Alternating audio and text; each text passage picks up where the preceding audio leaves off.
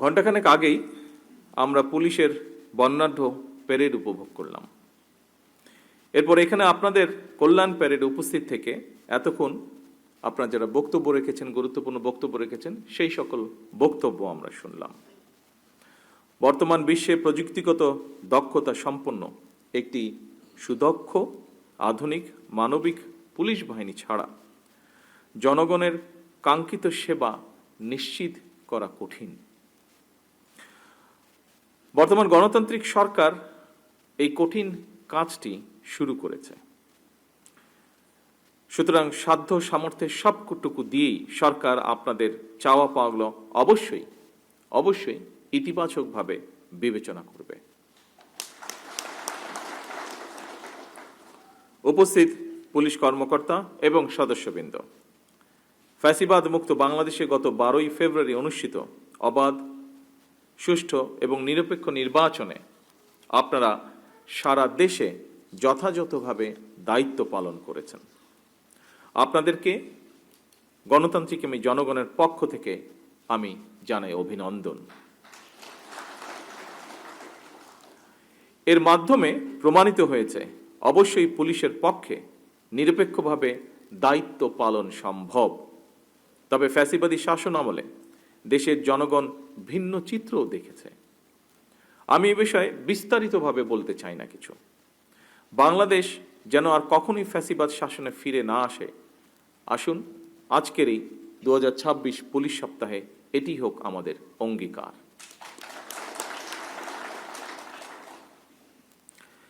দেশের আইন শৃঙ্খলা পরিস্থিতির উন্নয়ন এবং জানমালের নিরাপত্তা বজায় রাখা বর্তমান সরকারের সর্বোচ্চ অগ্রাধিকার।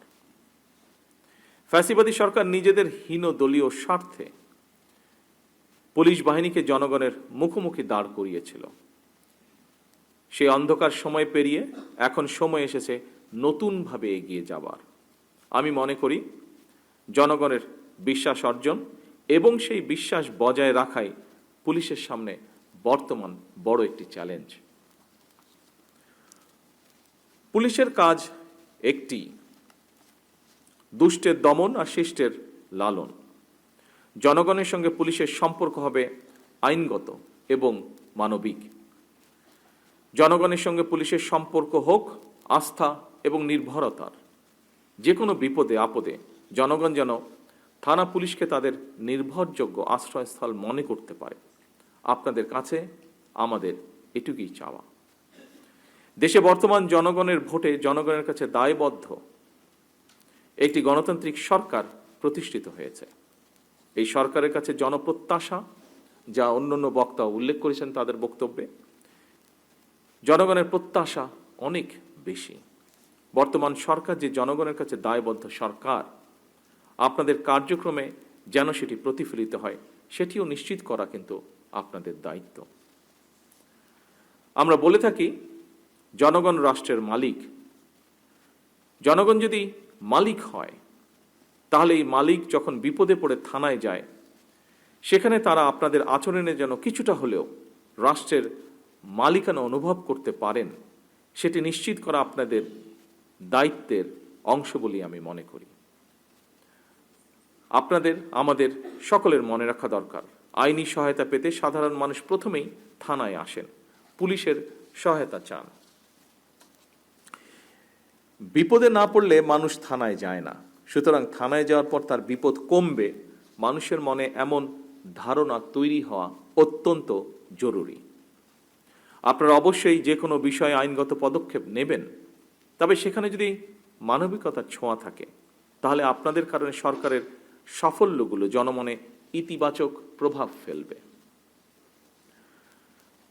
সকল উপস্থিতবৃন্দ, কয়েকদিন আগে আমি জেলা প্রশাসকদের সম্মেলনে যে কথাটি বলেছিলাম, আমার মনে হয় সেই কথাটি আজকের এই অনুষ্ঠানেও আপনাদেরও ক্ষেত্রে প্রযোজ্য। আপনারা হচ্ছেন মাঠ পর্যায়ে সরকারের অ্যাম্বাসাডর। আপনাদের দক্ষ এবং তাৎক্ষণিক কৌশলী সিদ্ধান্ত যে কোনো পরিস্থিতি নিয়ন্ত্রণে খুবই গুরুত্বপূর্ণ ভূমিকা রাখে এবং রাখতে পারে। আপনারা কেবল আইন প্রয়োগ করেই বাহিনীর সদস্যই নন, আপনারাই হচ্ছেন রাষ্ট্রে আইন শৃঙ্খলা রক্ষা, জনগণের নিরাপত্তার নিশ্চয়তা এবং ন্যায় বিচার প্রদানের প্রথম দ্বার। সুতরাং পুলিশ যদি জনগণের কাছে বিশ্বাস এবং নিরাপত্তার প্রতীক হয়ে উঠতে পারে, সেখানেই একজন নাগরিক হিসেবে আমি মনে করি সেখানেই পুলিশের সবচেয়ে বড় সাফল্য। পুলিশের সাফল্য মানে এটি সরকারেরও সাফল্য।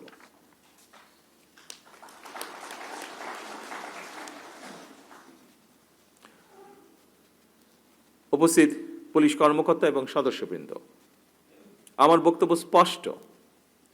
পুলিশ প্রশাসন কোনো দলের নয়। বিধিবদ্ধ আইন অনুযায়ী পুলিশ প্রশাসন পরিচালিত হবে। কোনো নিরপরাধ মানুষ যেন হয়রানির শিকার না হন তা নিশ্চিত করা অবশ্যই আপনাদের দায়িত্ব। আমরা থানাগুলোর পরিবেশ এমনভাবে করতে চাই, যা আইজি সাহেব ওনার বক্তব্যে উল্লেখ করেছেন, যেন একজন মানুষ কোনো মাধ্যম ছাড়াই সরাসরি থানায় গিয়ে নির্ভয়ে তার অভিযোগ জানাতে পারেন এবং একই সাথে প্রতিকারও পেতে পারেন। জনগণের সহযোগিতা ছাড়া দেশের আইন শৃঙ্খলা রক্ষা করা কঠিন। এ কারণেই পুলিশের জন্য জনগণের আস্থা অর্জন অত্যন্ত জরুরি। কমিউনিটি পুলিশ এবং ওপেন হাউস ডে এর মতন জনমুখী উদ্যোগের মাধ্যমে, যা মাননীয় স্বরাষ্ট্রমন্ত্রী তার বক্তব্যে উল্লেখ করেছেন, যা জনগণকে পুলিশি কার্যক্রমে সম্পৃক্ত করার প্রচেষ্টা অব্যাহত থাকুক। জনগণের সঙ্গে পুলিশের আস্থার সম্পর্ক তৈরি হলে অপরাধ নিয়ন্ত্রণ সহজ হবে বলে আমি বিশ্বাস করি। বাল্যবিবাহ, নারী ও শিশু নির্যাতন কিংবা চুরি ডাকাতি, দাঙ্গা হ্যাঙ্গামা ফ্যাসাদের মতন সমাজে চলমান প্রথাগত অপরাধমূলক কার্যক্রমগুলোর পাশাপাশি শুধু আমাদের দেশেই নয়, বিশ্ব জুড়েই বেড়ে চলেছে সাইবার ক্রাইম।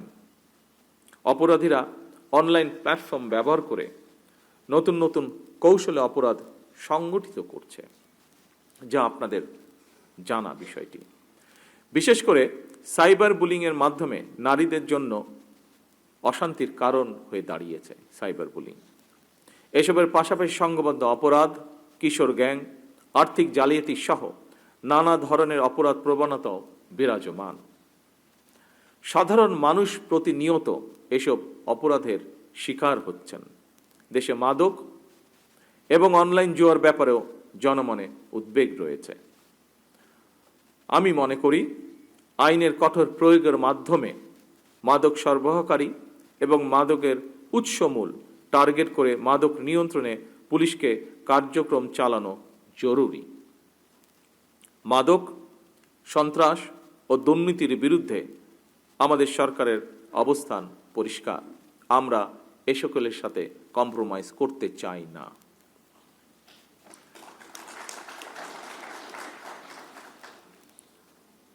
উপস্থিত সম্মানিত পুলিশ কর্মকর্তা এবং সদস্যবৃন্দ, আমরা সবাই জানি বিশ্ব এখন কৃত্রিম বুদ্ধিমত্তার যুগে প্রবেশ করেছে। গ্লোবাল ভিলেজের এই বিশ্ব ব্যবস্থা একদিকে মানুষের মনোজগতে যেমন পরিবর্তন এনেছে, অপরদিকে পাল্টেছে অপরাধের ধরন। সুতরাং বাংলাদেশ পুলিশকে একটি প্রযুক্তিগত দক্ষতা সম্পন্ন, আধুনিক, দক্ষ এবং সময় উপযোগী বাহিনীতে রূপান্তর করতে অপরাধ বিশ্লেষণের সক্ষমতা জোরদার, আধুনিক প্রযুক্তির কার্যকর ব্যবহার এবং বৈজ্ঞানিক তদন্ত পদ্ধতির বিস্তৃত প্রয়োগ নিশ্চিত করা মনে হয় এখন সময়ের দাবি।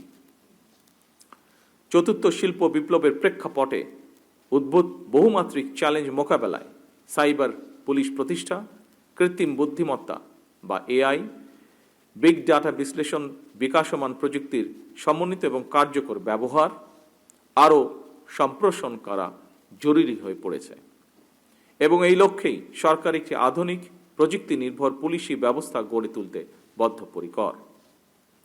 এই লক্ষ্যেই সাইবার ক্রাইম নিয়ন্ত্রণ, আর্থিক জালিয়াতি প্রতিরোধ, সন্ত্রাসবাদ ও আন্তর্দেশীয় অপরাধ মোকাবেলায় উন্নত প্রযুক্তির ব্যবহার, ডিজিটাল ও ফরেনসিক সুবিধা এবং আন্তর্জাতিক মানের প্রশিক্ষণ নিশ্চিত করা সহ এসব বিষয়গুলোকে আরও কার্যকর করতে সরকার পর্যায়ক্রমিকভাবে পদক্ষেপ গ্রহণ করছে। উপস্থিত সম্মানিত পুলিশ কর্মকর্তা এবং সদস্যবৃন্দ, সরকার দেশে মানবাধিকার সমুন্নত রেখে আইনের শাসন সুনিশ্চিত করতে চায়। গুম, অপহরণ কিংবা বিচার বহির্ভূত কর্মকাণ্ড কোনোভাবেই এই সরকারের পক্ষে গ্রহণ করা সম্ভব নয়। প্রতিটি নাগরিকের অধিকার সুরক্ষা করা প্রতিটি পুলিশের নৈতিক এবং সাংবিধানিক দায়িত্ব। বাংলাদেশ পুলিশের প্রাতিষ্ঠানিক মর্যাদা, পেশাদারিত্ব ও জন আস্থা আরও সুদৃঢ় করতে সরকার প্রতিশ্রুতিবদ্ধ। বদলি, পদোন্নতি কিংবা পুলিশে নিয়োগ এসব ক্ষেত্রে মেধা, যোগ্যতা, দক্ষতা এবং সততাকেই আমরা প্রাধান্য দিতে চাই।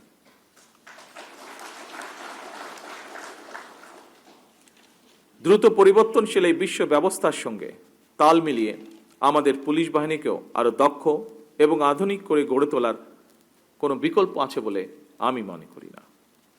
এই লক্ষ্যে পুলিশ সদস্যদের জন্য আধুনিক প্রশিক্ষণের পাশাপাশি তাদের আবাসন সংকট সমাধান, মানসম্মত চিকিৎসা সুবিধা নিশ্চিত করা, রেশন এবং ঝুঁকি ভাতা সহ বিভিন্ন ক্ষেত্রে সুযোগ সুবিধা বাড়ানোর বিষয়গুলো সরকারের বিবেচনার ভিতরে রয়েছে। উপস্থিত সম্মানিত পুলিশ কর্মকর্তা এবং সদস্যবৃন্দ, আপনারা জানেন দুর্নীতি দুঃশাসনে পর্যুদস্ত একটি দুর্বল শাসন কাঠামো, অবনতিশীল আইন শৃঙ্খলা পরিস্থিতি এবং সকল কিছু মিলিয়ে ভঙ্গুর অর্থনৈতিক পরিস্থিতির মধ্যে দিয়ে বর্তমান সরকারকে রাষ্ট্র পরিচালনার দায়িত্ব নিতে হয়েছে। আমরা সরকার পরিচালনার দায়িত্ব নেবার কয়েক সপ্তাহের মাথায় বিশ্বযুদ্ধ পরিস্থিতির মুখোমুখি হয়েছে সমগ্র বিশ্ব। এমন বাস্তবতার কারণেই আমাদের পক্ষে আপনাদের সকল প্রত্যাশা কয়েক সপ্তাহ কিংবা কয়েক মাস এর ভিতরে পূরণ করা সম্ভব নয়, কিন্তু আমরা পর্যায়ক্রমে প্রতিটি অঙ্গীকার বাস্তবায়নে কখনোই পিছুপা হব না ইনশাল্লাহ। উপস্থিত পুলিশ কর্মকর্তা এবং সদস্যবৃন্দ, আমাদের মতন দেশগুলোতে অস্ত্রের শক্তি চেয়ে মানবিকতা, ন্যায় বিচার এবং জাতীয় ঐক্যই প্রধান শক্তি। আমরা জানি আমাদের পথ সহজ নয়, কিন্তু আমাদের উদ্দেশ্য মহৎ।